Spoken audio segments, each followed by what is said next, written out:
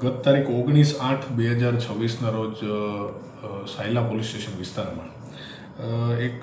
ખાનગી હકીકતના આધારે Sayla police station દ્વારા ત્યાંના જે અધિકારીઓ અને કર્મચારીઓ છે એમના દ્વારા એક વાડી વિસ્તારમાં એક સર્ચ ઓપરેશન કરવામાં આવેલું હતું. આ સર્ચની અંદર આજે ગોપાલભાઈ જેઠાભાઈ સભાણી જે છે એમની વાડીની અંદર એક જે ઓરડી આવેલી છે, આ ઓરડીની અંદરથી ગાંજાનો જથ્થો હોવાની બાતમીના આધારે આ લોકો ત્યાં ગયેલા અને જગ્યા ઉપરથી પંચો સાથે આ જે મુદ્દામાલ જે છે એ રિકવર કરવામાં આવેલો.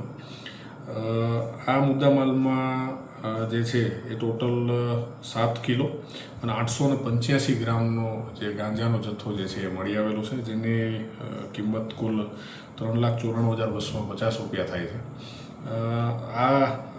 જથ્થાના આધારે ત્યારબાદ સાયલા પોલીસ સ્ટેશનની અંદર રેડિંગ કરનાર જે ટીમ છે એમના દ્વારા આરોપીની પણ ત્યાંથી ધરપકડ કરવામાં આવેલી છે અને સાયલાથી, અને ત્યારબાદ જે છે સાયલા પોલીસ સ્ટેશનની અંદર NDPSની કલમ 8C 20B